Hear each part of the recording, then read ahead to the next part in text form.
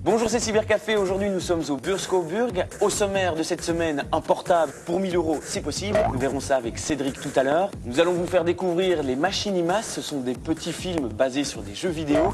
Yves va vous faire son commentaire sur un jeu très attendu, Breed. En compagnie de Renaud, nous recevrons Cyril Fievé pour un livre sur Steve Jobs. Un livre qui retrace son parcours exceptionnel. Attends, je relis mon machin, on va voir ce qu'il y a à suivre. Et enfin, Gilles a testé pour vous le jeu Final Fantasy Crystal Chronicles. On se retrouve tout de suite après le générique.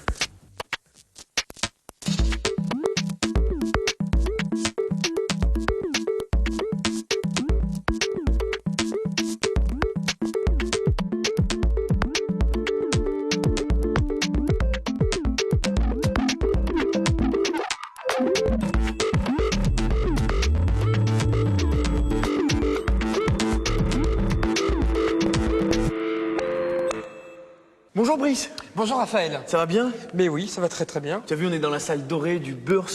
Une salle très impressionnante, Hein? tout comme le bâtiment, ils ont tout peint, soit en rouge, soit en blanc. Ici c'est en doré. C'est pas mal, moi j'aime bien. Ouais, ça résonne un peu, c'est pas mal. Il y a plusieurs constructeurs qui offrent des portables aux environs de 1000 € pour l'instant. Alors Cédric est là et tu viens avec une très bonne chose, c'est des portables à 1000 € ou moins de 1000 €. Précisons que c'est des ordinateurs portables et pas des téléphones. Tout à fait. Alors, j'ai une petite En question. fait, c'est ça qui est le plus incroyable, excuse-moi, mais c'est qu'aujourd'hui, les téléphones et les ordinateurs sont arrivés Oui, c'est à peu près le même prix. Ouais. Les téléphones sont de plus en plus chers. Certains. Alors, effectivement, en 2003, on a vu de plus en plus de portables. Pourquoi? Parce que sur le marché sont entrés des portables à 1000 € environ. Alors, quand on dit 1000 €, c'est toujours entre 900 et 1200, compte tenu de la TVA, bien entendu, compte tenu aussi des différentes boutiques où on peut les acheter. Que valent ces portables à 1000 € par rapport à des portables qui sont en général entre, on va donner une fourchette un petit peu réaliste, entre 2000 et 3000 pour ce qu'on peut appeler des bêtes de course maintenant en PC. Eh bien, j'essaie de décortiquer un petit peu les offres qu'il y avait sur le marché. Il y a plusieurs constructeurs qui offrent des portables aux environs de 1000 € pour l'instant. C'est Acer qui est le plus gros vendeur de portables aujourd'hui en Belgique. Et pour cause, parce qu'ils sont vraiment beaucoup moins chers qu'à la concurrence et que pour certains modèles, ils sont vraiment... Ils sont moins chers que Dell, moins chers que Toshiba. Tout à fait, ils sont vraiment balèzes pour certains modèles. Toshiba aussi avec des entrées de gamme, ça n'était jamais arrivé. Toshiba était plutôt une gamme... C'est toujours le luxe, ça a toujours été plutôt les portables un peu... haut de gamme. Maintenant, ils proposent un modèle à 900 € qui est tout de même assez limité, je vais en parler dans quelques secondes. HP aussi commence à le faire avec des portables à 1100 et Dell commence aussi à 990. Mais avec ça, on n'a vraiment pas grand-chose pour l'instant. Alors qu'a-t-on pour 1000 € pour l'instant? On a un processeur AMD ou Celeron d'environ 2 Go. Donc pas de Pentium Mobile, quoi? Pas encore. On a 256 de RAM, ce qui est assez juste pour Windows XP. Il faut penser, quand on achète un PC avec 256 de RAM, à en rajouter suffisamment. Immédiatement rajouter un peu de RAM. Ouais. Tout à fait, immédiatement 512. Et les barrettes de RAM sur les portables sont assez chères. Tout à fait, parce que les technologies ont évolué, bien entendu, que c'est assez difficile de trouver de la mémoire pour les portables et qu'il vaut mieux importer tout ça de l'étranger. C'est beaucoup moins cher en général. Et puis un disque dur d'environ 30 Go, ce qui est moyen, on va dire. C'est pour ceux qui prennent pas beaucoup de photos ou alors des photos avec leur appareil photo qui date. Des photos noir et blanc, quoi. Tout à fait. On a aussi un graveur CD-ROM. Voilà où on va mettre nos photos. Tout à fait. Le disque dur est plein. Et un écran qui est en général de 14 pouces, alors que la plupart des ordinateurs qui sont considérés comme haut de gamme en termes de portables sont entre 15 et 17 pouces aujourd'hui. 17 pouces, c'est le grand luxe. Hein. Et ce sont des 14 pouces qui ont souvent une résolution de 1024 x 768 pixels, c'est-à-dire l'équivalent de ce que tu as sur un moniteur 13 pouces CRT traditionnel, quoi. Au niveau de la carte graphique, en général, ça oscille entre 32 et 64 mégas, ce qui est une offre tout à fait intéressante. Ça, c'est très correct, par contre. Très correct, tout à fait, notamment par rapport aux offres qu'offrent les Macintosh aujourd'hui, avec aussi des iBooks qui sont aux environs de 1000 € avec à peu près les mêmes caractéristiques. À quoi ça peut servir une machine comme ça? Idéalement, pas au jeu. Exactement, puisque la carte graphique est limitée, puisque le processeur est limité aussi. Souvent aussi, on a des processeurs qui sont des processeurs d'ordinateurs de bureau, qui sont vraiment mis... En fait, ces portables, ce sont plutôt des ordinateurs... Des transportables. En plus, quoi. Vaut mieux avoir un ordinateur chez soi, en plus. Mais en fait, non, ce sont des portables mais que tu vas plutôt utiliser et déplacer d'un endroit à l'autre. Mais quand tu vas l'utiliser, tu vas le brancher sur la prise de courant. Parce que c'est pas ils n'ont pas pris des processeurs qui ont été optimisés pour consommer peu d'énergie. Donc ils vont remplacer en fait ton tower. Alors on doit se limiter à de la 2D si on fait de l'animation ou si on fait du graphisme, à la bureautique, à l'internet, mais pour ça, ça fonctionne très très bien. Donc C'est un peu dommage de se passer de ces transportables, on va dire aujourd'hui, à 1 000 €. Et par contre, il y a de plus en plus d'offres maintenant sur le marché à 1 200, 1 300 avec des processeurs, ce qu'on appelle Centrino, technologie Centrino. Ça veut dire quoi ça? Alors c'est quoi? C'est un processeur dont la fréquence oscille entre 900 et c'est une série de caractéristiques qui font une marque. En fait, Centrino, c'est carrément une marque qui a été lancée par Intel. Les processeurs font entre 900 et 1 giga 7. Ce sont des Pentium M, Pentium mobile à faible consommation. Ils ont tous une carte Wi-Fi et ils ont tous un chipset Intel. Donc Mais je pense même que les circuits Wi-Fi sont intégrés dans le processeur. Donc ça optimise la consommation d'énergie.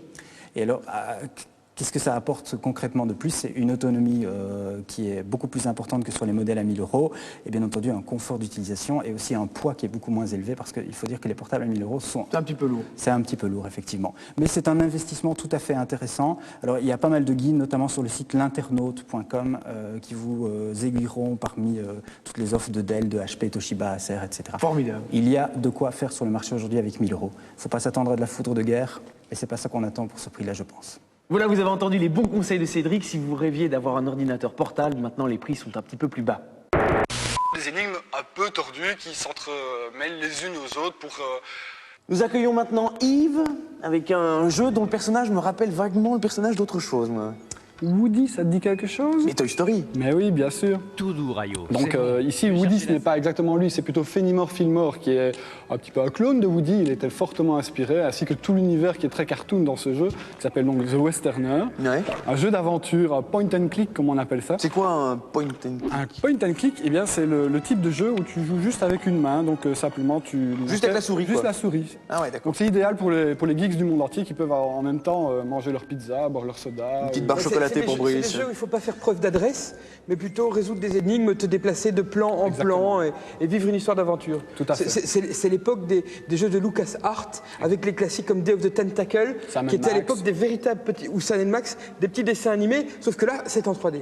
C'est en 3D et c'est interactif, évidemment. Et en plus, la qualité d'image, c'est la première chose qu'on Ça voit. ressemble très fort au dessin animé, hein. C'est vraiment la même oui, qualité. C'est-à-dire qu'on a exactement. aujourd'hui quoi. sur un PC de base, la qualité des films d'images de synthèse calculés sur des gros calculateurs il y a 5 ans. Quoi, en Oui, gros. d'autant plus que bon, le jeu est vraiment tout en rondeur, très cartoon, avec des animations qui sont assez réussies, notamment des animations faciales quand les personnages parlent, qui sont vraiment excellentes, vraiment qui rappellent la qualité des dessins animés.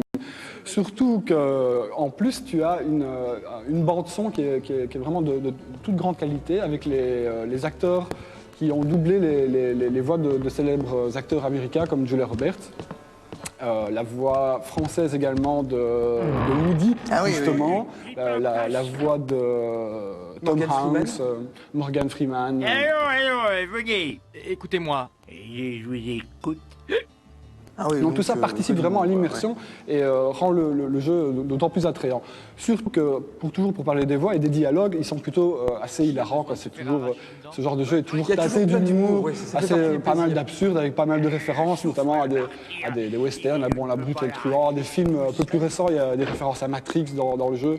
Enfin, l'humour est vraiment omniprésent dans ce type de jeu. Ah, c'est quoi le but? C'est quoi l'histoire de ce jeu, l'enquête? Eh bien, en deux mots, donc tu es un pistolero qui se balade, qui se retrouve un peu appliqué comme Lucky Luke dans Des Barbelés sur la Prairie, Ouais. qui se retrouve appliqué dans une histoire qui oppose une famille de pauvres fermiers à un gros propriétaire terrien qui va utiliser toutes sortes de moyens pas très catholiques pour essayer de les faire décamper et s'approprier leur terre. Approchez pas.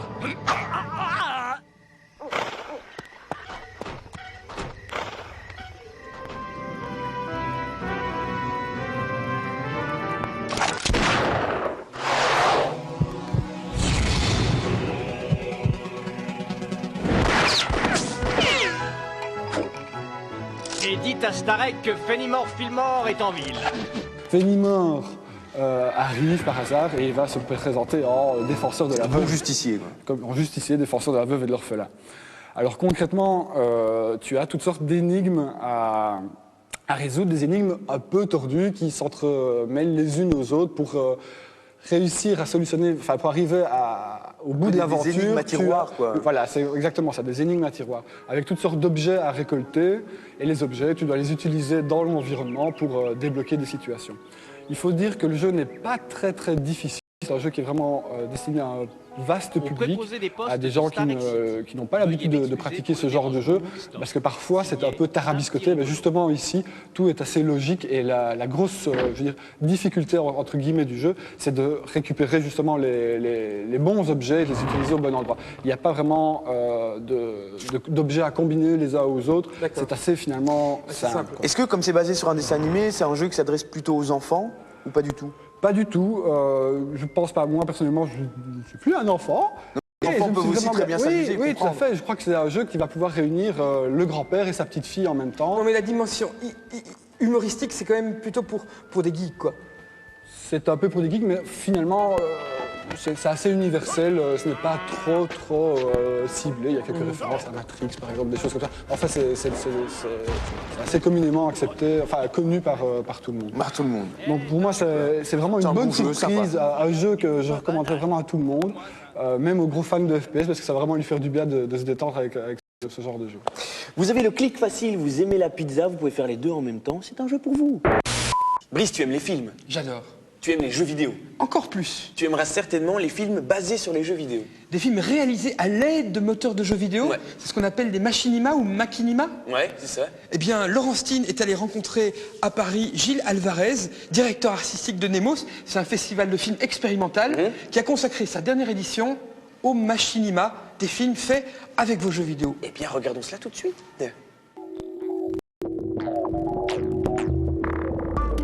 Il y a une quinzaine de jours, le festival parisien du film expérimental Nemo présentait notamment un programme Machinima initialement montré au Bitfilm de Hambourg. L'occasion pour nous de découvrir un nouveau genre cinématographique créé grâce au moteur graphique de jeux vidéo. Mais un vrai machinima, c'est simplement utiliser le code d'un moteur graphique, très souvent c'est Quake ou Halo, ce genre de jeu, et créer une fiction à sa guise en faisant ce qu'on veut avec les personnages. Et puis rien ne nous empêche de rajouter des sons, de triturer dans tous les sens. En fait, c'est une manière de se réapproprier la fiction avec un média qui coûte rien. Il suffit de récupérer le code. Et on peut créer des fictions personnelles à partir de jeux très grand public et basiques. Au départ, les machinima pour machine animation étaient plutôt des exercices de style pour hardcore gamers. On trouve ainsi de nombreux détournements des personnages et des décors de Quake. Comme ici, dans ce machinima, où les tueurs de Quake font le ménage après un carnage et éteignent même la lumière en sortant.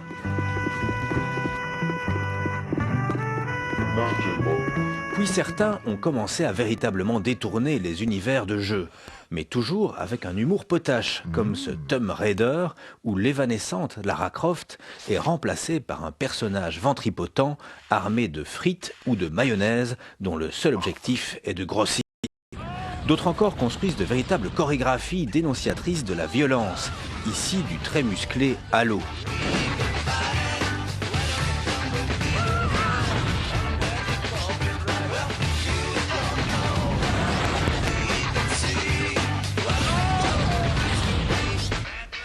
Puis d'autres créateurs ajoutent du texte, comme les soldats de Red vs Blue, tirés également de Halo, qui passent leur journée à philosopher plutôt qu'à se battre, ou le personnage de GTA 3, qui décide de passer une après-midi tranquille à se promener en ville. Des prestations parfois jouées live.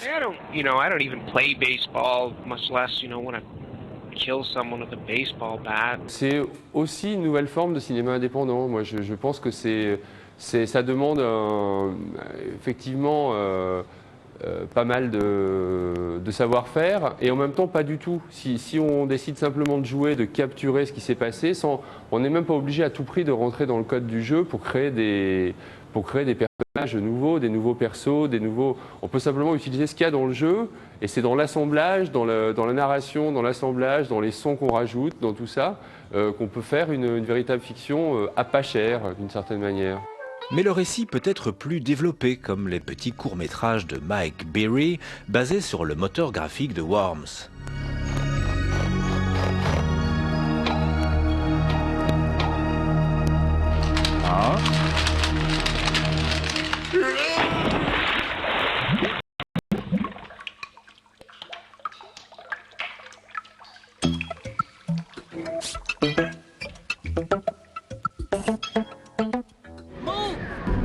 même de véritables récits comme Anachronox, le film, où le créateur même du jeu a assemblé des cinématiques inédites pour constituer une véritable histoire. Engines are warming up. Where is she?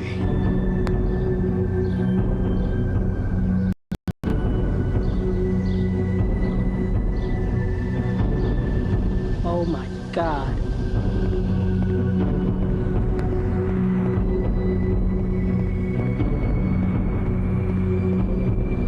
Can't we wait for her in space? No kidding. Let's go. We give her one more minute.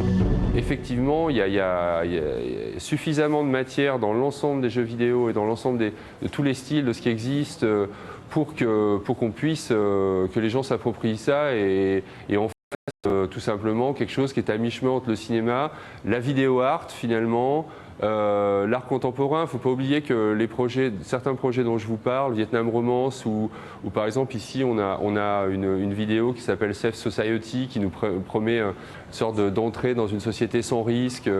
Elle est faite à partir à la fois de séquences jouées, de cinématiques, etc. C'est en fait c'est fait pour les galeries d'art, quoi. Food will be healthy. Whiskey non-alcoholic and junk food fattening. Employment will be full. Work disalienated. Exploitation guilty-free. Neurosis will be under control. Drive sublimated. Deviancies eradicated. Normality guaranteed. This world is made for you. Safe Society. Coming soon.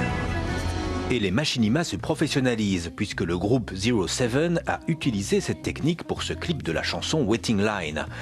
La chaîne de télévision américaine G4, elle diffuse une sitcom réalisée en machinima. Les machinimas restent néanmoins l'un des moyens les plus démocratiques pour faire du cinéma.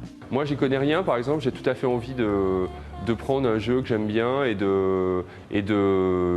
d'écrire un scénario à partir de toutes les séquences possibles que j'aurais choisies. Et de voir ce que je peux en faire, de voir si je peux mener un projet, quoi. Est-ce que je peux raconter une histoire sans rentrer dans le code? Je crois qu'il ne faut pas uniquement rester focalisé sur le fait de rentrer dans le code des jeux et du moteur graphique. On utilise le moteur graphique déjà en jouant avec le jeu, donc on peut très bien être autre chose que des hardcore gamers pour faire des machinimas. Le défi est lancé, sachez que le Festival Nemo est intéressé par vos futures créations machinimiennes. Il y a un côté très idéaliste dans Steve Jobs et dans son compère Steve Wozniak aussi. Alors nous recevons qui cette semaine m'a fait une surprise énorme puisqu'il est venu avec un invité et un bouquin qui est déjà virtuellement sur ma table de nuit, dès que tu me l'auras filé, qui est un bouquin qui raconte la vie de Steve Jobs qui s'intitule Apple Pixar Mania. Et on reçoit Cyril Fievé, son auteur. Cyril nous a fait le grand plaisir de venir de Paris pour nous raconter l'histoire de ce formidable homme qui est Steve Jobs. Alors Cyril, pourquoi ce livre et en quelques mots, qui est Steve Jobs ? L'idée de ce livre, c'était de rendre hommage à Steve Jobs. C'est vrai que c'est quelqu'un qui n'est pas grand public, et pourtant on connaît tous ses produits. Attends, le public de Cybercafé connaît un tout petit peu Steve Jobs. On en a déjà parlé quelques fois, mais c'est vrai que le grand public mais les produits ont transcendé un peu l'homme. C'est vrai qu'on connaît bien le monde de Nemo, on connaît le Macintosh, on connaît beaucoup de produits qui ont révolutionné l'histoire de l'informatique, mais pas forcément l'homme qui est derrière ces produits. Donc l'idée, c'était de lui rendre hommage et de raconter l'histoire des entreprises qu'il a créées au filtre de sa vie. Alors dans ton livre, tu ne parles pas de sa vie privée, mais tu racontes plutôt l'épopée d'entreprises. Il n'y a pas que Apple et Pixar, il y a Next aussi dont tu parles dans le livre. Oui. Alors est-ce que tu nous apprends de nouvelles informations ? Ou est-ce que tu fais simplement le récit de ce qui est public ? Je dirais que ça dépend de ce qu'on connaît de la vie de Jobs avant de lire le livre. Je pense que beaucoup de gens connaissent mal en fait Next, qui a été effectivement une aventure d'entreprise très importante et dont on retrouve des bouts aujourd'hui dans Apple. Mais il y a aussi, je pense, une mise en lumière d'un certain nombre de choses. Comment est-ce qu'il est revenu à Apple après avoir été licencié de sa propre entreprise, ou des choses comme ça qui ne sont pas forcément très connues, et comment il a réussi à négocier aussi des deals très importants avec Disney notamment. Avec Microsoft. Avec Microsoft. Avec Disney, ça fait l'actualité il y a encore quelques semaines, puisqu'il a claqué la porte de Disney dans le cadre de son accord avec Pixar. Donc il y a un certain nombre de choses comme ça qui finalement ont été des étapes très importantes pour lui, mais aussi pour l'industrie du divertissement ou de l'informatique. Je crois qu'également, au travers du livre de Cyril, il y a un élément important, c'est la différence entre finalement quelqu'un pur et un innovateur. Et je trouve l'antinomie, justement, il y a certains passages très éclairants sur la stratégie de Microsoft et la stratégie de Apple, de deux hommes tout à fait antinomiques. Et peut-être, Cyril, en quelques mots, tu pourrais décrire finalement d'où vient Bill Gates et d'où vient Steve Jobs pour montrer à quel point Steve Jobs est un passionné de technologie. Déjà, à la base, Steve Jobs vient d'un milieu relativement modeste. C'est un enfant adopté. Il est élevé dans une famille, je dirais, très, très modeste. Mais ses parents lui donnent vite de la technologie et de l'innovation. À l'inverse, Bill Gates, qui lui est à Seattle, est issu son père est avocat, sa mère participe à plusieurs conseils d'administration. Donc, c'est un petit peu la richesse dorée du nord des États-Unis. Donc, effectivement, les deux hommes... C'est un peu les démocrates contre les républicains. On peut y voir ça un petit peu, c'est vrai. Et c'est vrai aussi qu'il y a un côté très idéaliste dans Steve Jobs et dans son compère Steve Wozniak aussi, de vouloir changer le monde avec des machines en apportant la technologie au masse quelque part. Alors que finalement, Bill Gates simplement suit la tendance. Il comprend le premier que les systèmes d'exploitation vont être importants, effectivement, et il va convaincre IBM que c'est le cas. L'un innove, l'autre rentabilise, quelque part. Hein. Est-ce que finalement la vie de Steve Jobs, c'est pas l'aventure de la micro-informatique, au fond? Et depuis les premiers micro-ordinateurs rudimentaires jusqu'à ceux capables de faire des images de synthèse ultra réalistes. Oui, c'est tout à fait ça. C'est un peu, tu nous racontes cette histoire-là au travers de Steve Jobs. C'est tout à fait ça, et c'est une histoire qui aujourd'hui n'est pas du tout terminée. Au contraire, on est en train de la vivre. La révolution que vit l'entreprise de Jobs, c'est le passage du CD audio à la musique numérique. Comme vous le savez, les baladeurs aujourd'hui qu'il produit sont en train, là aussi, de révolutionner un petit peu la manière dont on consomme de la musique. Et aux États-Unis, ça crée des scènes presque d'hystérie collective. Les gens s'arrachent les nouveaux baladeurs iPod. Et la boutique également qui vend de la musique connaît des succès phénoménaux, est leader de son marché. Donc je dirais que c'est une histoire. D'abord, on a fait des ordinateurs accessibles à tout le monde. Ensuite, on est en train d'évoluer et de transposer ça dans la sphère du divertissement numérique avec les baladeurs numériques et sans doute avec d'autres produits qui vont venir dans les mois qui viennent. Cyril, en un mot, si tu devais résumer, qu'est-ce que t'a apporté ce travail sur Steve Jobs, personnellement? Qu'est-ce que tu en retires? C'est une admiration et la conviction aussi que c'est l'innovation finalement qui est le moteur de beaucoup de choses, y compris du marché, mais aussi de la vie d'un homme, la recherche de l'innovation. Pour tous les passionnés d'informatique, on invite à lire ce livre tout à fait passionnant qui se lit en 1h30 et qui est plein d'informations stimulantes concernant l'innovation. Précisons pour Raphaël que c'est écrit assez grand, Raphaël.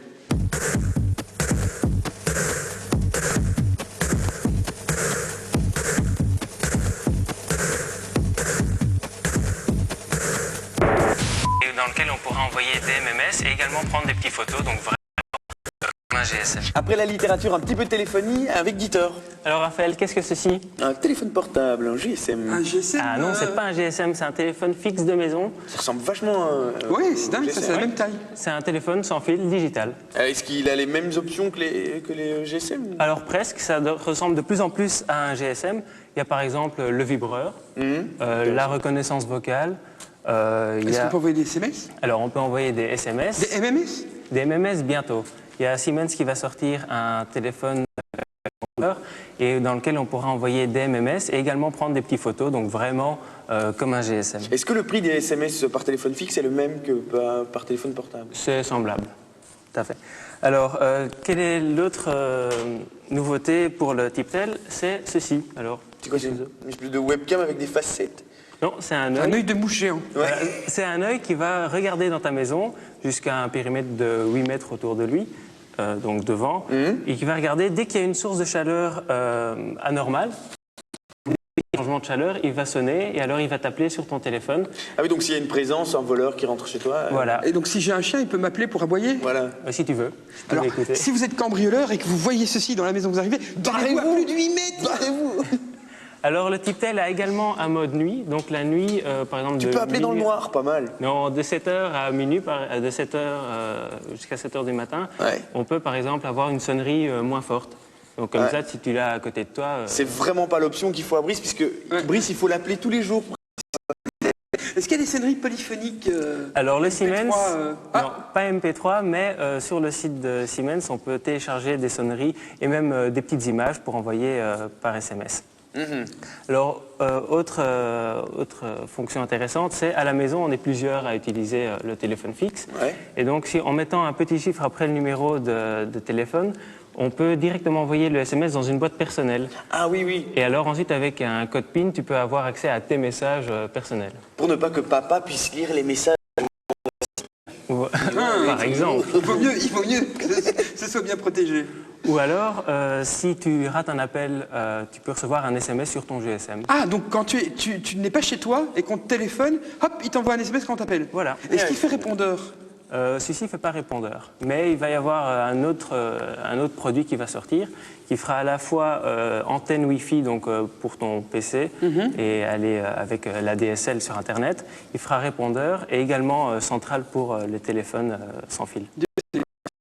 C'est génial, c'est le all-in-one Wi-Fi sans fil. Une boîte, plein d'options. Troisième téléphone, le Topcom Butler, lui, il a un écran couleur aussi. Et alors, il a une petite carte SIM que tu peux insérer et alors tu peux copier le répertoire de ton téléphone. Il a un lecteur pour mettre ta carte SIM de GSM. Voilà. Donc je prends mon GSM, j'enlève ma carte SIM, je la mets dans le téléphone et je recopie toutes les adresses. Voilà. Ça c'est génial, parce qu'il n'y a rien de plus pénible que de voir... Ton téléphone ouvert, tu regardes, tu composes le numéro, pas mal. Voilà. Écoute, c'est incroyable l'évolution. En tout cas, il était temps que ça évolue, parce que c'est vrai que quand tu voyais tous les gadgets qu'il y a dans les GSM, ton téléphone fixe, c'était ringard de chez ringard. Maintenant, il faudra faire gaffe à pas les confondre. Hein. Tu prends ton téléphone fixe, tu te barres. Ouais. Voilà. Alors, quel est le prix de ce téléphone? Le tien, là, c'est 180 €, le Tiptel. Le Siemens SL100, c'est 210 €. Ah oui, quand même. Et alors, le Butler, lui, sera à 149 €. D'accord. Voilà. Après la publicité, on se retrouve avec Breed, quelques geek news avec Brice et puis de l'art. À tout de suite.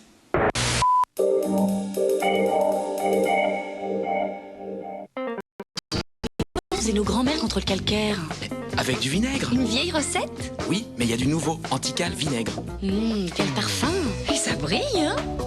Et pour dîner, t'as une recette de ta grand-mère aussi? J'attends de voir. Ok, c'est parti. Allô, mamie, au secours! Nouveau, Antical vinaigre, le calcaire, c'est son affaire. Profitez de la fraîcheur unique de l'extérieur. Ah, ce n'est pas donné tous les jours.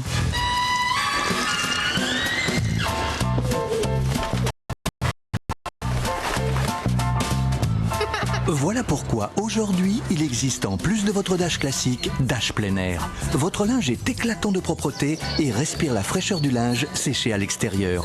Nouveau Dash plein air, aussi blanc que Dash, aussi frais qu'en plein air. Vent, je respire ta fraîcheur. Vent, je te sens sur ma peau. Pourrais-je t'attraper? Maintenant, vous pouvez aussi souvent que vous le voulez. Vivez la fraîcheur naturelle du nouvel adoucissant Lénore plein air. Je me sens bien en Lénore. À l'origine, il y a Chaume, le légendaire goût des chaumes mûris au soleil. Puis vint le crémier de Chaume, le même goût, le même parfum de blé mûr dans une pâte crémeuse et fondante. Et aujourd'hui, voici le grand caractère de Chaume, une expérience unique au goût subtil et généreux. Grand caractère, découvrez toute la grandeur de Chaume. Vous connaissez Biscend? Un biscuit croustillant nappé de M&M's, Twix, Mars ou Bounty. Un mélange tellement irrésistible. Et maintenant, découvrez les tout nouveaux Biscend à savourer à la maison. Plus qu'un biscuit, c'est un Biscend.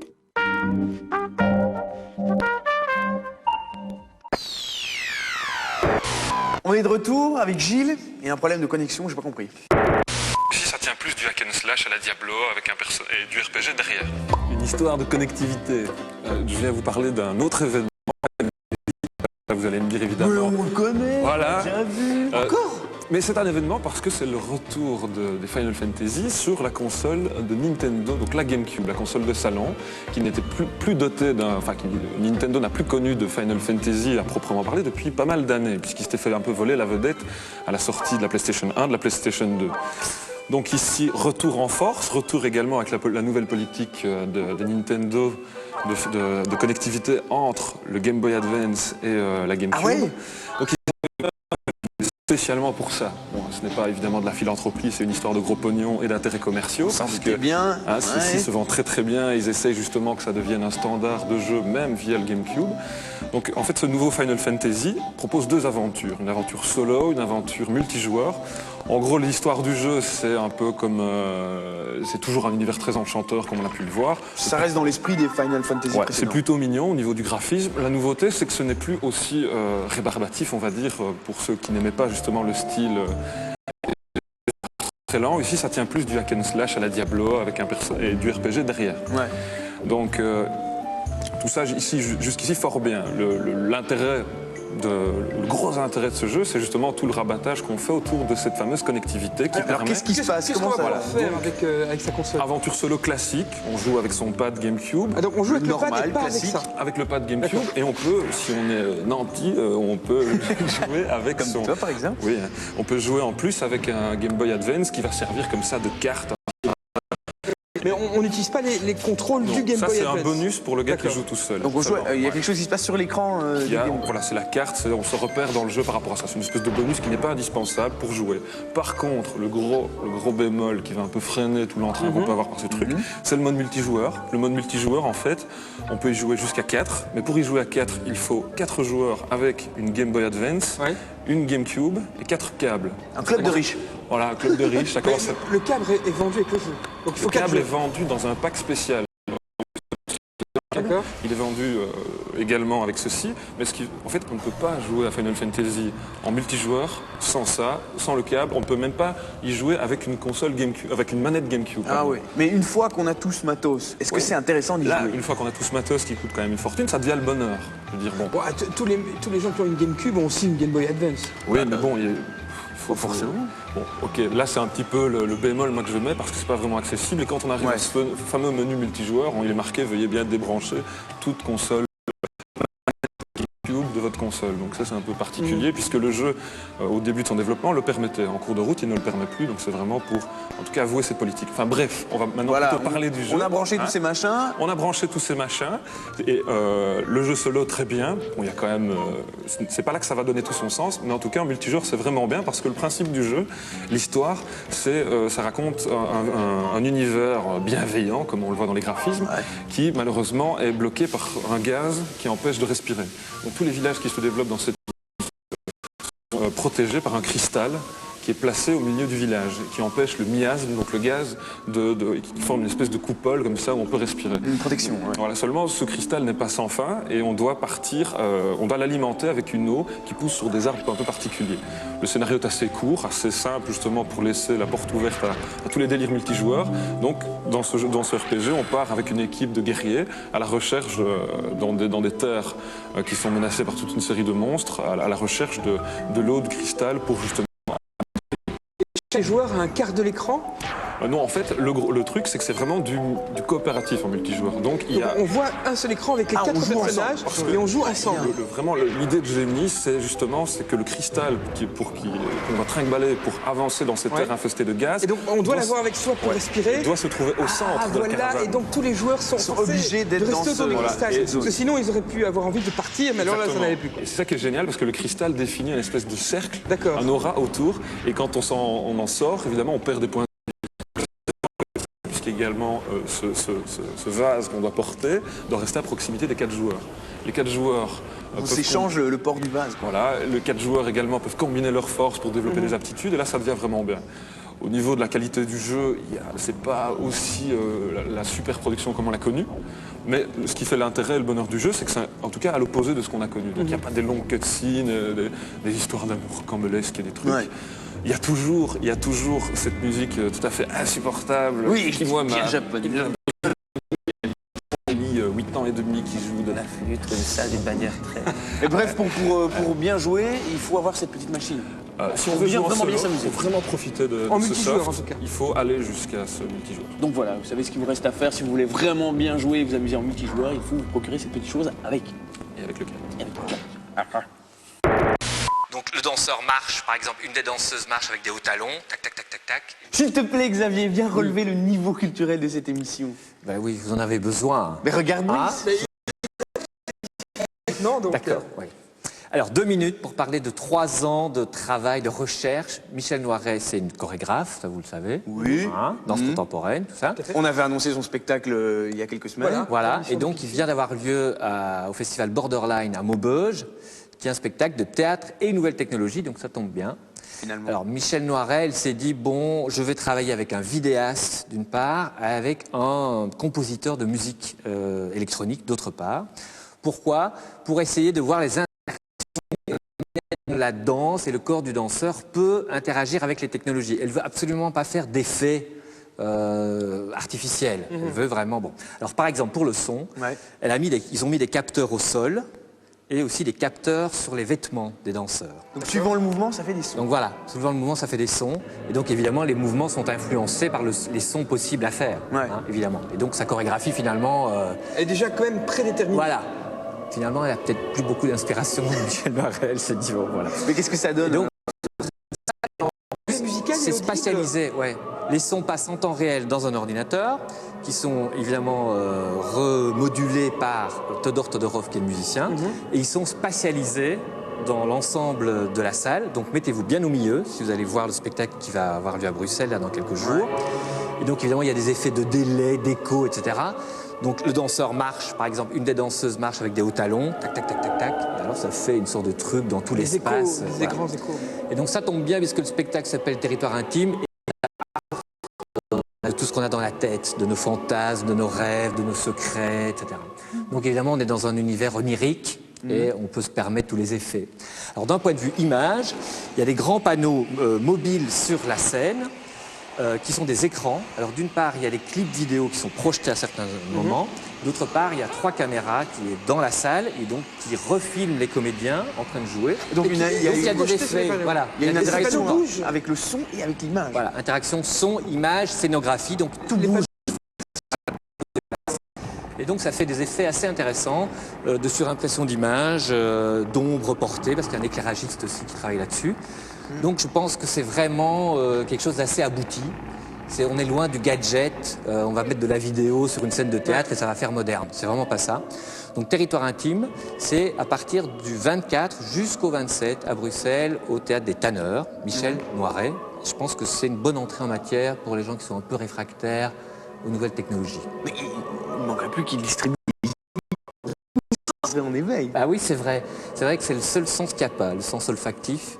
Oui, parce qu'on a l'odeur, parce que les danseurs sont pieds nus. Il sue, il sue. Le danseur